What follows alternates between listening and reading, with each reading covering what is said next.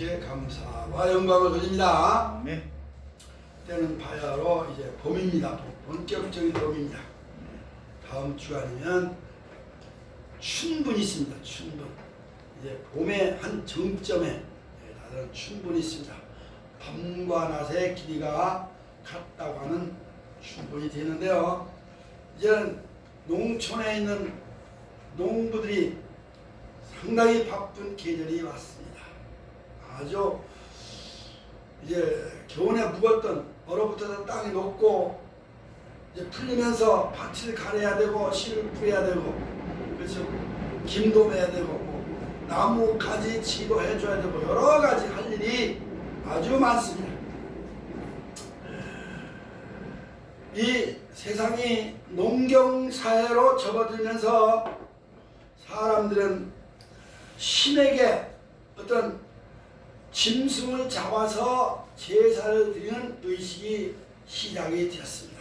농경 사회로 들어오면서 전에는 그냥 짐승을 잡아먹거나 열매를 따먹거나 할 때는 뭐 제사의식 그런 것도 없었는데 농사를 지으면서부터 어떤 신에게 신의 그 개념을 가지고 신은 있다라고 믿게 되면서부터 풍년을 기원하는 그렇죠? 풍년을 기원하는 그런 제사가 그런 의식이 시작되었음을 우리가 볼 수가 있습니다. 그건 성경에서도 찾아볼 수 있습니다. 성경에서 창세기 4장에서 3장에서 아담이 범죄한 이후에 하나님께서 너는 이제 밭을 갈고 풀을 뽑아내고 숲을 이렇게 이제 개간해서 농사를 지어야 된다. 그래야 소산을 먹을 것이다. 그랬잖아요. 그전에는 에덴 동산에서 그냥 하나님이 주신 열매만 따먹으면 됐어요. 선악을 알게 하는 나무 열매 빼놓고는 어느 거든지 다 열매를 따서 먹을 수 있도록 자유를 주셨다. 근데 사람이 하나님의 뜻을 거역함으로 명령을 어기고 불순종하고 사탄과 짝짝꿍이 돼서 범죄함으로 선악을 알게 하는 나무를 열매를 따먹음으로 인해서 불순종하게 되고 거기로 인해서 인간은 에덴에서 추방되면서부터 광야에 내몰려서 그야말로 가시덤불을 헤쳐가면서 농사를 지어야 먹고 살았다 하는 것 창세기 3장에 적나라하게 나와 있습니다. 그로부터 이제 그 후손들인 가인과 아벨이 4장의 장사에서 농사를 짓기 시작했어요. 그렇죠? 농사를 짓기 시작해서 뭐냐? 감사제를 드렸다. 희생제물도 드렸다. 그러니까 본격적인 농경 사회로 들어오면서부터 그 제사 감사제를 드렸다 하는 것을 볼 수가 있습니다. 왜 감사? 하나님이 주신 은혜, 신께 주신 그 은혜대로 풍성한 농작물을 거둬서 우리가 먹고 살 수 있으니 감사하다. 근데 그 농작물로만 곡식으로만 드린 제사보다 하나님 뭘 기뻐하셨느냐? 짐승을 잡아 짐승의 피를 바쳤을 때 더 하나님 그 제사를 받으셨다. 그렇죠? 희생제사를 더 받으셨는데 그 누구냐? 아벨의 하나님께 드린 제사를 더 받으셨다. 히브리서에서 아벨은 더 나은 믿음으로 더 나은 제사를 드렸다. 그렇지 않습니까? 이렇게 이 희생 제물을 드리는 제사의식이 농경사회로부터 시작이 되었다. 그래서 이 자유주의 신학자들은 뭐라고 합니까? 이걸 좀 더 확대 해석을 해서 이 모세 오경을 이 책을 기록한 것이 하나님의 계시보다는 그 있는 그 근동 지방에 중동 지방 그 근동 지방에 많은 사람들이 흩어져 사는 사람들이 제사를 지냈다. 그 각자 자기들 신에게 제사를 지냈는데 그 제사 의식을 이 기독교인들이 이제 끌어들여 가지고 그것을 그 제사 의식 같은 거에서 이렇게 법전을 만들어서 그것이 편한 것이 레위기 같은 것이다. 이렇게 얘기를 해서 제사 문서가 나와 제사 문서서를 주장하지 않습니까? 제사 문서. 그러니까 기독교의 원래 기독교로부터 시작된 하나님의 계시에 의해서 제사를 드리게 된 것이 아니라 그 주변에 인근 주변에 많은 국가들이 그 지역 사람들이 흩어져 있는 사람들이 지역 이방인들이죠. 하나님 알지 못하는 사람들이 그 이집트 문명이라든지 무슨 문명 그 고대 문명의 그 사회에서 진행되는 그런 제사 의식을 히브리인들이 끌어들여서 제사를 지내게 돼서 그것이 이제 그걸 편집을 해가지고 문서를 만드는 것이 모세오경이다. 이렇게 해서 문서서를 주장하고 편집서를 주장하고 있는 걸 보게 됩니다. 뭐 어쨌든 간에 우리는 이 성경대로 창세기에부터 이미 아담이 범죄한 이후부터 농경사회가 시작이 되었고 가인과 아벨로부터 시작된 이 제사의식이 시작이 되었다. 이렇게 해야 되는데 그러면 그 뒤에 나오는 우리가 지는 희생의 제물은 뭐냐? 인간이 하나님 앞에서 그 복을 달라고 복을 기원하는 의미에서 제사도 드렸지만은 인간이 지은 죄값을 대신 자기가 죽어졌는데 자기가 차마 죽지를 못하고 짐승을 대신 잡아서 제사를 드렸다. 그렇게 성경을 가르치고 있지 않습니까? 물론 하나님께서 아브라함에게 창세기 20장인가요? 거기서 이삭을 잡아서 제사를 드려라 그런 명령을 내린 것도 있습니다. 그럼 사람 고기 먹으려고 그런 게 아니고 그렇죠? 피를 발라서 피를 하나님께 드리는 피는 생명이니까 생명의 제사를 드려라. 너 생명을 바쳐라 하는 거죠. 네가 나 외에 다른 신을 섬기면 안 되니까 나를 섬기려면 내 피를 바쳐라. 내 생명을 바쳐라. 그런 의미에서 제사의식을 이렇게 하나님의 명령에 따라서 그 히브리인들이 제사를 드리기 시작했다 하는 거다. 거기에는 죄값, 죄 용서의 값이 있었다면 아담이 지은 죄값 그거는 네가 원죄를 너희들이 다 그 후손들이 가지고 짊어지고 있으니 그 죄를 용서해야 되고 또 너희가 살아가면서 하나님 앞에 범죄한 그 죄값이 죄들이 있으니까 자본죄라고 해요. 스스로 지은 죄 스스로 지은 자본죄가 있으니 그 죄값을 죄 용서를 위해서는 제물을 바쳐야 된다. 여기에서 우리에게 자세하게 설명을 해주고 있지 않습니까? 번제로부터 시작이 돼서 이 제사의식이 시작이 되었습니다.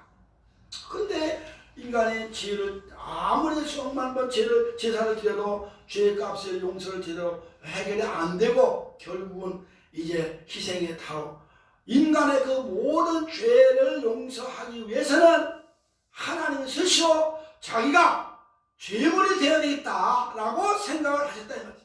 그래서 그 제물로 자기가 오신 것이 바로 예수 그리스도 탄생 아닙니까? 예수 그리스도께서 저 골고다 언덕에서 십자가를 지고 희생의 제물이 된 것은 바로 인간의 죄를 대속하기 위해서 그가 친히 어린 양의 몸으로 왔다. 어린 양의 모습으로 왔다. 그렇게 하는 거죠. 뭐 구약성의 이사야서에서 이미 우리는 창세기 3장의 15절에서 이야기했다고 다 웬만하면 다 알고 있습니다. 그것이 이제는 이사야 선지자가 확실하게 BC 750년경에 벌써 앞으로 이런 메시아가 와서 이런 사람의 어린 아기가 와서 희생의 제물이 될 것이다 라고 누차 강조를 하면서 이사야서 53장에서 그의 모습을 적나라하게 보여주고 있다는 거예요. 그 어린 양 희생의 양은 이런 모습이다 이렇게 왔다. 그런데 이런 죄 때문에 죽었다 그가 죽는다 희생한다 하는 얘기 다 있지 않습니까? 이사야서 53장을 다 읽어보면 자세하게 나와 있습니다. 오늘 이사야 선지자가 예언한 예수 그리스도가 오시고 이 땅에 오셔서 그가 이제 활동하시기 전에 이제 30세가 돼서 복음을 들고 천국 복음을 들고 나오셔서 복음을 전하려고 오는데 이 예수님보다 6개월 먼저 이 땅에 온 세례 요한이 예수님을 보고 지금 외치는 얘기 아니겠습니까? 세례 요한이 길을 가다가 보니까 예수께서 지나가시는 걸 보고 보라! 저 사람이다 말이야. 저 사람은 누구냐? 하나님의 어린 양이다. 세상 죄를 지고 가는 하나님의 어린 양이다. 그렇게 소리를 쳤지 않습니까? 근데 저분은 내가보다 뒤에 왔지만은 나보다 훨씬 먼저 앞서 있는 분이다 이렇게 얘기를 했단 말이에요. 그러면 누구냐? 아니 세례요한이 보다 늦게 났는데도 세례요한보다 먼저 있다고 하는 얘기는 뭡니까? 저분은 바로 예수는 바로 하늘에서 온 분이다 하는 것을 알려주고 있다 말이죠. 하늘에서 내려온 분이다. 그러니까 하늘에 속한 분이다. 이 땅에 속한 자기와는 전혀 다르다. 그래서 나는 저분의 신들매를 풀기도 감당하기 힘들다. 신발끈을 매주고 풀고 매주는 그런 일도 못할 수 있는 자격이 안 된다는 그런 얘기 아니겠습니까? 그만큼 자기 세례와는 자기 자신을 비하를 했습니다. 그리고 예수님을 상당히 높은 귀하신 신분으로 이렇게 말씀을 하고 있는 걸 볼 수가 있습니다. 그러니까 세례 요한이 말한 보라 하나님의 어린 양이라 하는 말은 어린 양, 오늘 이 본문을 가지고 어린 양의 십자가, 예수께서 오셔서 가르치는 걸 보고 저 하나님의 어린 양인데 저 등에는 지금 사람의 죄를 대신 지고 가는 십자가가 있다, 이걸 본 거 아니겠어요? 그러니까 세례 요한이 예수님의 십자가를 지고 가는 걸 보지를 못했어요. 봤어요 안 봤어요? 못 봤어요. 안 봤는데도 지금 저번에 보니까 저 등에는 인간의 모든 세상 사람들의 죄를 대신 짊어지고 가는 십자가가 있다, 그거 아니겠습니까? 그래서 오늘 본문을 통해서 어린 양의 십자가라고 했는데, 어린 양이 예수 그리스도의 등에 짊어진 십자가를 여기서 가르쳐주고 있다는 것을 말씀을 드렸습니다. 그러니까 예수님을 가르쳐준 세례 요한은 하늘에서 내려온 하나의 어린 양의 십자가가 있어요. 하늘에서 내려왔다 그랬어요. 그냥 세상 살다가 흉악범으로 그 골고다 언덕에서 강도처럼, 오른편 왼편의 강도처럼 흉악범으로 십자가 처형을 받는 게 아니라, 그죠? 자기 죄를 짓고 십자가를 지고 죽는 처형을 사형당하는, 집행을 당하는 것이 아니라 예수는 하늘에서 내려와서 아무 죄도 없는데 다른 모든 인간, 세상 사람들, 인간들의 그 죄를 대신 짊어지고 죽는 거야, 죽으러 온 분이야, 이렇게 얘기를 했다는 거죠. 상식적으로 맞지는 않은 얘기 같죠, 그렇죠? 우리가 일반 상식적으로 맞는 얘기가 아닙니다. 그러나 우리는 믿음으로 하나님의 말씀 메시지로 받아들여야 된다 말이죠. 하나님의 말씀을 믿지 않고는 믿어지죠. 어떻게 예수가 좀 그냥 걸어가는 젊은 청년, 30대는 청년 등에 뭐가 있다고? 아무것도 없는데. 우리 가장들이나 어머니들이나 가장들은 등에 짐이 잔뜩 짊어져 있습니다. 그렇죠? 등에 짐이 가장들도, 못된 가장들은 등에 짐도 다 털어놓고 홀가분을 자기 혼자 놀래지만, 제대로 된 사람들은 등에 짐을 잔뜩 짊어지고 자녀들을 키워야 되고, 자녀들을 양육해야 되고, 자녀들을 부양해야 되고, 그런 무거운 부담의 짐이 있잖아요. 자기 책임의 짐이 있잖아요. 그렇죠? 책임의 짐이 다 있어요. 엄마들도 다. 근데 예수님은 보니까 그 짐이 있다는 거예요. 아니 아주 총각이고, 그죠? 총각인데 무슨 짐이 있을까? 이 세상 사람들의 모든 짐은 다 대신 짊어진 그 죄짐이라 말이야, 죄짐. 예수님 죄도 안 됐는데 완전 승가 깨끗한 거니까 양을 잡을 때 깨끗한 양을 잡았어요, 그죠? 다리 부러지거나 뭐가 어떠거나 흠집이 있거나 몸에 부수하게 나거나 털이 이상하거나 하는 양을 빼놓고, 양은 안 치우고 안 쓰고 깨끗한 어린 양으로 제사를 지냈지 않습니까? 어린 양이면 죄가 없는 순수한 양을 무죄한 그 존재를 상징적으로 보여주는 거 아니겠습니까? 근데 예수님에는 등에는 몸에 아무것도 없는데도 그 짐에 있다고 하는 것은, 등에 죄짐이 있다고 하는 것은 그 분의 죄가 아니라 다 이 세상 모든 사람의 죄를 짊어지기 위해서 하늘에서 왔다, 그렇게 해서 주장하는 거예요. 그러니까 예수님에 대해서 이 세례 요한, 저분은 하늘에서 온 분이라는 걸 많이 강조를 했습니다. 자기보다 먼저 왔을 뿐 아니라 늦게 왔는데 뿐 아니라 저분은 그냥 세상에서 목수의 아들도 아니고 마리아의 친아들도 아니고 친아들의 몸에서 나오긴 했으나 하늘에서 내려온 하나님의 됩니다 하는 것을 여기서 이 세례와는 무수하게 여러 가지로 강조하고 있는 걸 볼 수가 있다는 말입니다. 그러므로 이 세례 요한이 예수를 참 여기서 본 그 목격한 그 눈은 영적인 눈이었다 이 말이죠. 그렇죠? 영적인 눈. 인간의 눈으로 보지 않았다 이 말이죠. 그렇죠? 보니까 세례 요한이 보니 예수는 하늘에서 보통 세상 사람이 아니야. 그래서 저분은 빛으로 왔다, 빛이었다, 빛으로 왔다. 뭐 그런 말이 요한복음에 쫙 나와 있습니다만 세례 요한이 예수에 대해서 증거하는 말들이 많이 있고 이전에 기록되어 있는 것을 보게 되는 겁니다. 예수님도 자신이 요한복음 6장 38절에서 뭐라 했어요? 내가 하늘에서 내려온 것은 그랬다 말이죠. 예수님 자신도 자기가 하늘에서 내려온 것을 얘기한 거죠. 만약에 내가 홍련표가 나도 하늘에서 내려온 사람이야 그러면 미쳤어, 저 사람 미친 사람 아니야? 그렇죠? 정신 나간 사람 아니야? 그렇던데 예수님도 물론 내가 하늘에서 내려왔다고 하니까 유대인들이 뭐라고 했어요? 바리새인들이 저 사람 미친놈 아니야? 그랬단 말이죠. 죄송합니다 미친놈. 아니 그들이 그런 비난을 했어요. 그렇게 그 차를 비웃었어요. 뭘 제가 하늘에서 왔다고 말이 하늘에서 왔다 하냐? 근데 그들의 눈이 멀었다 이 말이죠. 바리새인들이나 유대인들은 눈이 멀어서 예수님을 그냥 목수의 아들 나사렛 목수의 아들로만 봤지 하늘에서 왔다고 증언해도 뭘 그 인정을 하지 않았더라. 근데 세례 요한은 영의 눈이 뜬 거예요.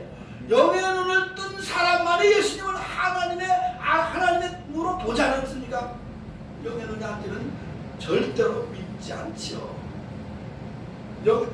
믿을 때 영의 눈이 떠지는 거죠. 그렇죠? 동시에 믿음과 동시에 예수. 그러니까 뭐가 먼저냐? 영의 눈을 뜨면 성령 영의 눈을 뜨면서 믿게 한다. 그거나 뭐 같은 동시적 사건이죠. 우리가 실제로 그랬습니다. 우리가 예수 믿는 거요. 하나님을 받아들인 동시적 사건이에요. 그렇죠? 믿을 때 내가 성령을 받았냐? 성령을 받을 때 믿었냐?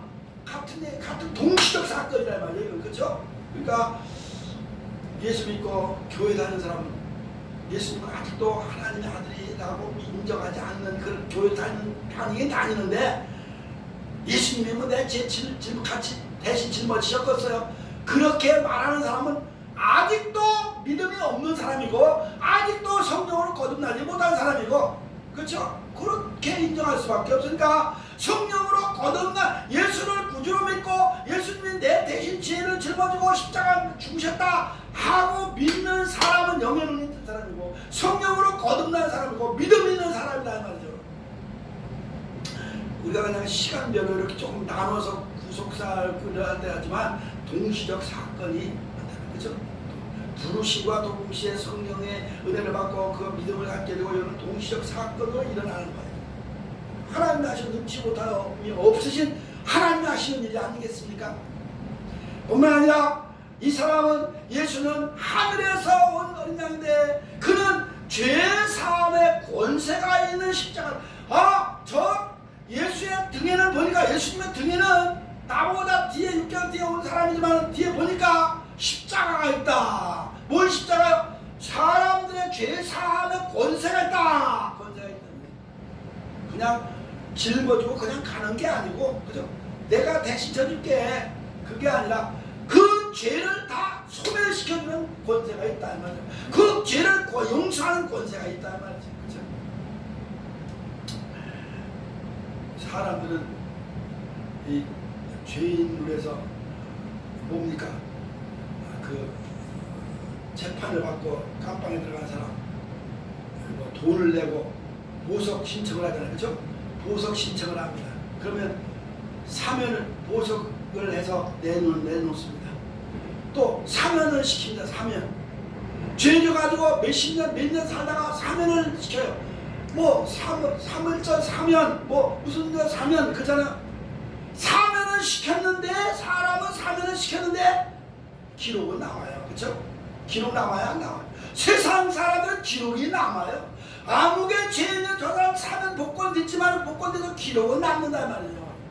그런데 다행스러운 것은 우리 예수 믿는 사람은 세상에는 지은 죄 예수께서 대신 그 죄를 다 용서하고 지문 대신 짊어지고 십자가에서 대신 그 못 박아주고 희생을 대신으로 내가 우리 죄가 도말되었을 뿐 아니라 그렇죠? 도말 없어졌다면 죄가 용서됐다면 그런데 기록도 남지 않는다. 할렐루야.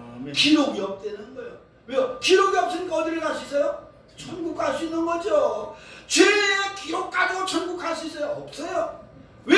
예수 이름으로 예수께서 내 죄짐을 대신 짊어지고 십자가에서 죽으셨기 때문에 그 죄가 용서됐을 뿐 아니라 그 기록마저도 없다. 아유 할렐루야. 감사한 거죠. 얼마나 감사합니까? 그 권세가 있는 거죠. 대통령의 어떤 특사의 자격보다도 그건 이유가 안 돼요. 대통령 특사의 그 자격은 특권은 사람을 풀어는 주지만은 기록은 남는 거예요. 그렇죠? 근데 참 대단한 거 아닙니까? 하나님 예수님의 권세가 어린 양의 등에 짊어지고 십자가의 그 능력, 그 효력, 그 권세의 효력은 우리 인간으로는 도저히 상상할 초월하는 능력이다. 그렇게 말씀드리고 그가 있는 그 연약한 그 십자가, 그러나 십자가는 연약한 십자가다. 우리 연약함을 대신 다 담당하신 십자가다. 그런 거죠. 우리의 연약한 거 우리가 때로 시시때때로 넘어지잖아요. 예수 믿어도 넘어집니다. 그죠? 구원 받은 사람도 넘어 실족할 때가 있습니다. 그런데 그때마다 붙잡아 일으켰는데 예수님의 십자가의 능력으로 우리를 붙잡아 주는 거 아니겠어요? 십자가의 능력, 아까 십자가의 능력은 찬송도 불렀습니다만 예수님의 십자가의 능력은 그 어린 양이 치는 십자가의 능력은 뭐냐? 우리가 연약한 가운데 다시 솟아나게 하는 소망 가운데 일어나게 하는 그런 능력을 주시는 능력 있는 십자가다 그러는 거예요. 네. 예수 믿고 구원받고 용서받고 구원받은 하나님의 백성들은 죄에 앉을 수 없어요. 세상 사는 동안 넘어져요. 시험을 당해서. 그죠? 시험을 당할 때에 얼마나 고린도서에 저 피할 길을 준다 했잖아요. 그럼 감당할 시험밖에 안 준다고 했잖아요. 할렐루야. 감사합니다.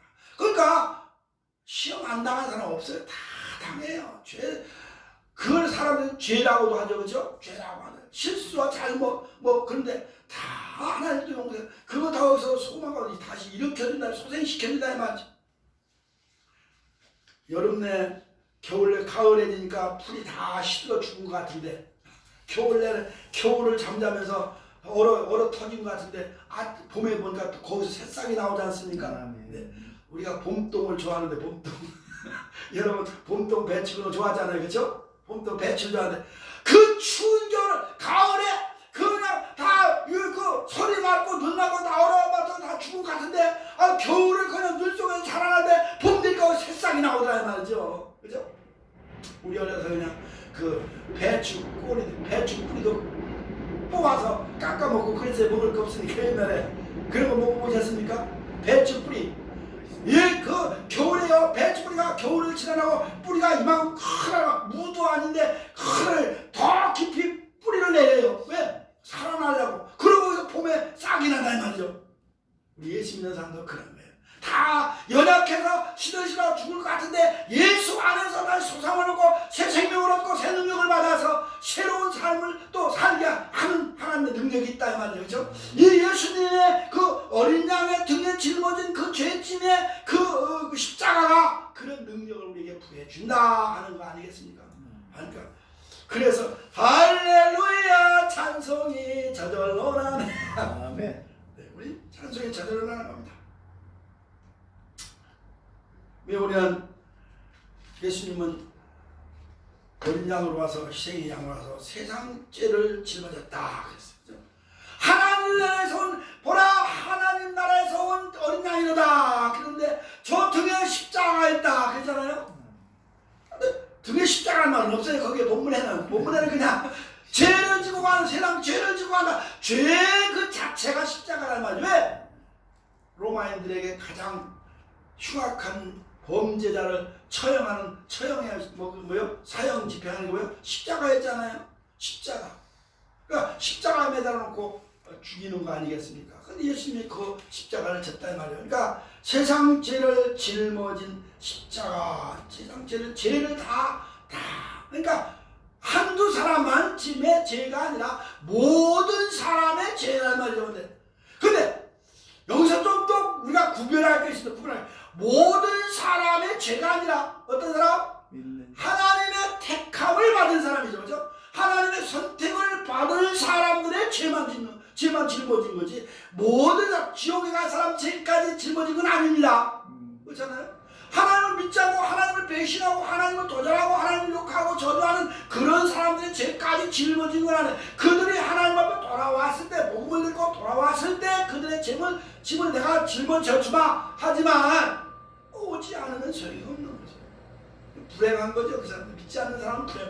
예수님 앞에 선택을 받지 않은 사람은 불행한 거 아니겠습니까? 그러니까 예수님의 선택을 받았다는 건 감사하고 행복한 거 아니겠습니까? 그래서 바울은 우리는 행복자로다 그랬습니다. 행복자로다. 민수가 신명인가 너희들 이스라엘 총회를 열고 모세가 너희는 행복자로다 그런 말이지 않습니까? 너희는 행복한 자로다.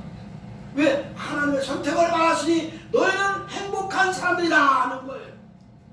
33절에 신명 33절 밑장에 있잖아요.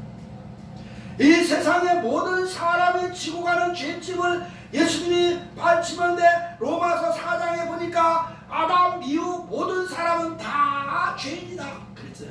아담 이후에 모든 사람은 너나 할 것 없어요. 아무리 공자를 따라가고 맹자를 따라가고 아무리 붓다를 따라가고 아무리 이스마엘 누굴 마음에 따라가고 누구 따라가고 소용없어요. 다 죄인 거예요. 예수를 믿는 사람만이 죄가 용서된 거죠. 그렇죠? 아무리 무슨 얘기를 해봐야 이 예수 그리스도 왜 예수만 믿어야 돼요? 예수님이 대신 십자가를 졌으니까. 붓다가 사람의 죄를 짊어졌을 십자가를 졌습니까? 무슨 공자가 사람들 위해서 십자가를 짊어졌습니까? 누가 어떤 사람이 예수님의 사람의 대신해서 십자가 짊고 죽은 사람이 어디 있어요? 없어요. 예수님밖에 없잖아요. 그러니까 예수님만이 구원자고 예수님 안에 그런 능력을 우리에게 주시다 하는 것을 힘주어 자신 있게 말할 수 있고 소리 높여 우리가 전도하는 거 아니겠습니까? 이 세상이 하나님의 모두 앞에 죄인이고 3장 그래서 모든 죄를 범하였음에 하나님의 영광에 이르지 못한다 하는 말이 있습니다. 모든 사람의 죄를 범하였음에 하나님의 영광에 이르지 못하더라 못한다는 말은 천국에 못 간다는 얘기죠. 그렇죠? 죄 때문에 못 가는데 예수 때문에 죄가 용서되고 구원을 받았다. 바울은 강조하고 있는 걸 왜 준다 하는 얘기입니다. 이 세상에 모든 의인은 하나도 없다 말도 있고 여러 얘기가 있습니다. 그리고 에베소 5장 8절에 보면 너희가 전에는 어둠에 처했다, 어둠의 자식이었다 그렇잖아요. 어둠은 흑암이 아닙니까? 사탄의 그 속박 속에 살고 있는 사람들이다 그런 말을 했어요. 요한복음 8장 12절에서 예수께서 죄 아래 있을 때에는 어둠이었다. 너희가 어둠이었다. 너희가 죄의 그 아래 있을 때는 어둠이더니 어둠 속에 헤매고 사는 거죠. 우리나라 영화에도 어둠의 자식들이라는 영화도 있고 소설도 나오고 그랬습니다. 다 우리 인간은 어둠의 자식들이에요. 그죠? 왜? 아담 이후에 어둠의 자식들이에요. 어둠의 괴수는 누굽니까? 사탄이죠. 사탄의 자녀들이었는데 예수께서 거기서 뽑아낸 거예요. 불러낸 거. 너 이리 와 불러낸 거죠. 하나님 앞에서 이제 오늘 불순종한 그런 불순종한 범죄까지도 다 용서하기 위해서 예수님이 십자가를 대신 짊어지셨다. 불순종한 이미 창세기 얘기를 했습니다만 우리 웬만한 사람은 다 하나님 앞에 사람이 범죄했다. 왜 범죄가 뭐요? 하나님하고 맞서 싸웠습니까? 하나님을 대적하고 하나님 욕을 했습니까? 하나님 앞에 요구한 적은 없어요. 그렇죠? 뭐요? 불순종했다. 말 안 들었다 말이지. 말 안 들은 거예요. 그런데도 하나님은 그를 죄인으로 취급을 하고 그를 벌 주기 위해서 예전에도 추방을 시키는 그런 일을 하지 않았냐. 우리는 신학에 와서는 가장 못된 그 불순종의 아들을 누구를 말합니까? 누구를 말합니까? 누가복음 이 15장에 있는 탕자 얘기를 합니다. 탕자, 그렇죠?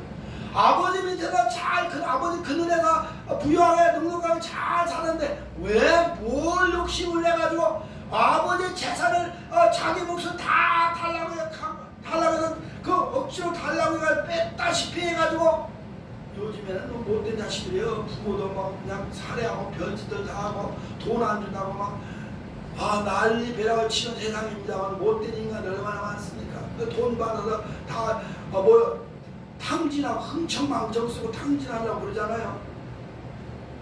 형제간에도 돈 때문에 싸우고 돈을 그저 자기 배를 채우려고 하다가 깜빡 가지라나 이 세상에 참 이게 지옥이 아니고 어둠의 세상이 아니고 뭐겠습니까? 그렇죠? 이 세상에 교회 다니는 사람도 그러지 할 말 없죠. 교회 다닌다고 하는 사람들도 그냥 돈이라면 그냥 눈이 멀게 가지고 말이죠. 사람들 등치 먹으려고 그러고 뺏어 먹으려고 속이고 말이죠. 별짓 다 하자는. 그거는 봐도 부모에게 불순종해서 부모의 말을 안 듣고 그냥 불순해서 어거지로 부모 재산을 뺏어가지고 저 도시 가서 편하게 안락하게 편안하게 좀 흥청한 아주 그냥 자기 부경을 누리고 살아보려고 하는 이 탕자. 그죠? 그게 모델이에요, 모델. 이 오늘날 현실에 사는 사람의 모델을 예수님이 가르쳐 준 거예요. 이런 아들도 있다만 이런 자들도 있다. 그런데 아버지가 그를 용서했다. 용서하는데 뭐가 들어갔어요? 희생 제물이 들어갔어요. 뭐요? 무슨 제물? 송아지를 잡았거든. 송아지, 그죠? 살찐 송아지를 잡아가지고 잔치를 벌였다 이 말이죠.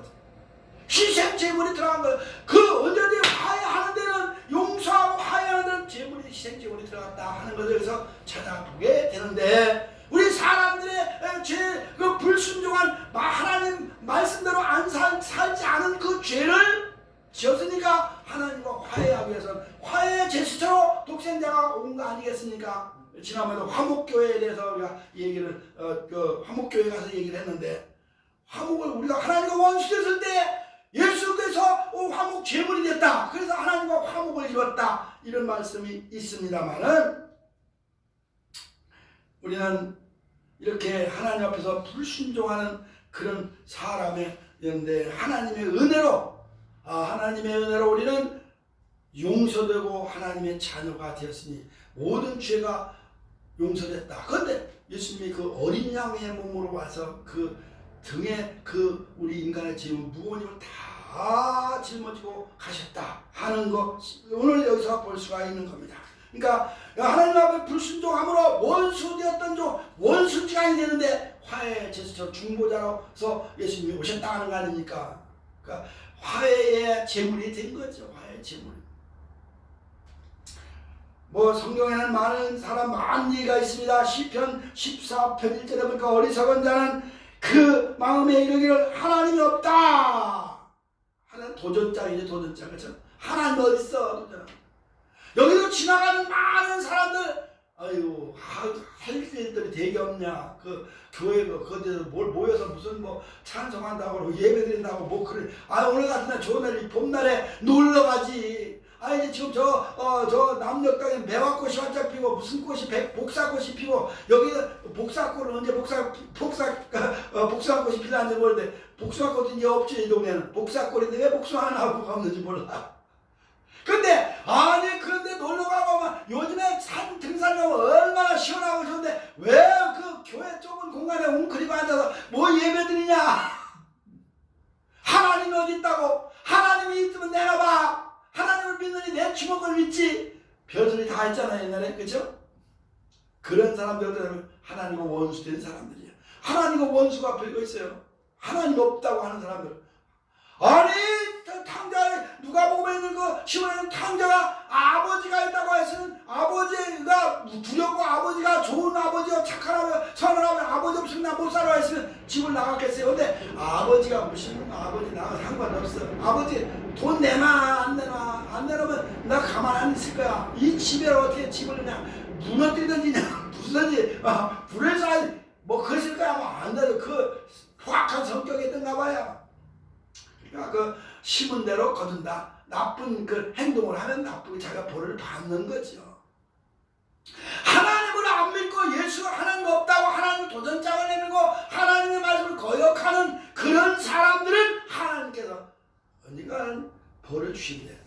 자기 벌을 자기가 받는 거지. 자기 죄의 값을 받는 거지. 오늘 어린 양 예수 그리스도가 우리의 하나님과 관계를 멀어진 관계, 서먹 관계, 원수된 관계를 화해시켜줘서 화해 제물로 이 땅에 오셨다. 이렇게 그래서 친히 자기가 희생의 제물이 된 거야. 피를 흘렸다 이 말이에요. 피를 흘려. 피 흘림이 없은 적 죄 사함이 없다 하는 말 있잖아요. 그러니까 피 흘림으로서 희생의 제물이 된 거예요. 스스로 누가 강제로 시킨 게 아니라, 그렇죠? 스스로 내가 하늘에서 왔어. 내가 하늘에서 온 것은 너의 죄 때문에 온 거야. 너의 죄짐을 내가 지고 십자가를 지고 내가 3일만 죽었다가 3일만 살아날 거야 하는 예수님이 스스로 말씀을 하셨잖아요. 그것을 몇 번씩이나 얘기했습니다. 제자들 앞에서 내가 이 땅에 온 것은 인간의 세상 죄를 지고 십자가를 지기 위해서 왔다. 그러니까 아이고 십자가 지지 마십시오. 그러지 마세요. 우리 선생님은 우리 이 나라의 유대인의 왕이 돼야 됩니다. 이스라엘 왕이 돼야 됩니다. 그러니까 사탄아 물러가라. 그렇지 않습니까? 왜 나아가는 하나님 내 뜻을 거역하고 방해하느냐. 그거 아니겠습니까? 우리는 예수님은 이 땅에 속죄의 길로 번제물이 되었다. 그죠? 번제물. 그냥 내가 용서하지 마 그냥 말로만 선언하고, 오늘 뭐 교황이 말 한마디만 용서되잖아. 그렇죠? 요즘에 그런 캐톨릭에서는 그렇습니다. 교황이 말 한마디만 사제들이 그래 무슨 내가 말하는 죄 고백한 죄 내가 사형들아 성박성자 이러면 사형들아 용서됐다는 거예요. 말이 되겠어요? 안 되는 거지. 말로서 어떻게 용서가 되겠습니까? 안 됩니다. 사람의 죄를, 물론 둘이 싸워가지고 다퉈가지고 화해해가지고 용서는 할 수 있어요. 사회에서 화해해가지고. 그렇지만 다른 사람, 자기가 무관한 사람의 죄를 앉아서 가만히 놓고 무슨 고백, 죄를 고백하는, 다 그것까지 얘기 안 하겠습니다. 고해 성사 하면 다 용서되는 거예요. 그런 법이 어디 있습니까? 자기가 예수님이 그러면 예수님도 내 죄 사함을 받았느라 했으니까 그래 우리도 할 수 있잖아요. 그건 하나님이시니까 하는 거죠. 그죠? 하나님 예수님이 병자로 올 때 내가 내 죄 사함을 받았느라 하는데 용서됐다고 용서받아. 그런데 우리도 예수님처럼 할 수 있어요. 그런 게 하라는 게 아니고, 그건 왜 예수님만이 할 수 있는 거예요. 하나님이시기 때문에. 그런데 어떻게 인간이 할 수 있습니까? 인간 죄인이 죄인을 용서할 수 있습니까? 없다 이 말이에요. 예수님은 이 속죄는 자기가 친히 아까도 얘기했지만 십자가를 지고 죽은 사람이 누가 있냐, 번제물이 된 사람이 누가 있냐 말이지. 예수님밖에 없다. 그래서 예수님이 우리의 구주다라는 것을 믿는 거 아니겠냐 하는 그런 얘기입니다. 중보자 다리 역할을, 하나님과의 관계를 이어준 분이라 이 말이죠. 전부 하나님과의 그 죄인과의 관계를 이어주기 위해서 십자가에 나무 다리를 놔줬다. 중보자란 말이에요. 중보는 뭡니까? 중간 역할을 하는 거 아닙니까? 결혼 같은 것도 할 때도 옛날에도 나도 중간에 집사님들이 중간에 다리를 놔줘가지고, 그죠? 중매를 해, 중매해가지고. 그 옛날에는 뭐 지금도 그런 말, 소개팅이 아니고 중매를 해줘가지고 이렇게 만나서 결혼을 했습니다만, 우리 하나님과 우리 죄인과의 관계가 멀어진 관계가 전혀 관계가 없는데 예수님이 중매자 역할을 했다면, 그러니까 사도 바울이 뭐라 했어요? 내가 너희를 그리스도에게 중매함이로다 하는 말 했잖아요. 중매함. 그러니까 우리 목사들은요 중매쟁이에요. 하나님과 사람들을 연결시켜주는 연결고리가 되어줘야 된다. 근데 예수님이 친히 그 다리를 놔 중보자 역할을 했다라고 하는 것이 성경에는 가르쳐주고 있는 것을 보게 됩니다. 그러니까 화목의 십자가였다. 이 어린 양의 등에 짊어지고 십자가는 화목의 십자가였다. 하나님과 화목을 이루게 하는 화해의 십자가였다 하는 것을 가르쳐주고 있는 겁니다. 이제 말씀을 마칩니다. 이렇게 하나님은 우리 인간의 짐은 대신 짊어지고 가시는, 대신 짊어졌다 이 말이죠. 그래서 우리로 하여금 이제 하나님과 한 몸이 되게 하나가 화목을 이루게 되고, 어떻게 보면 우리는 그리스도의 신부라고 그랬잖아요. 우리는 그리스도의 신부가 돼서 예수님 예배 하나님께 시집가는 결혼을 시집가는 것 가지고 그리스도 신부라고 되어 있습니까? 그 역할을 누가 중보의 역할을 누가 예수 그리스도께서 어린 양의 모습으로 와서 친히 십자가를 짊어짐으로 그 역할을 다 해주셨다. 그래서 우리가 구주의 십자가 보혈로 죄 씻음 받기를 원하네 하는 찬송을 부르는 거 아니겠습니까? 할렐루야. 오늘 예수 그리스도 어린 양의 모습으로 오신 예수 그리스도, 하늘에서 오신 예수 그리스도, 우리 죄짐을 지고 희생의 제물 되신 예수 그리스도를 통해서 우리 죄가 용서됐음을 감사하고 오직 그만 위해서 하나님께 감사의 영광을 누리는 삶이 되시길 주님의 이름으로 축원합니다.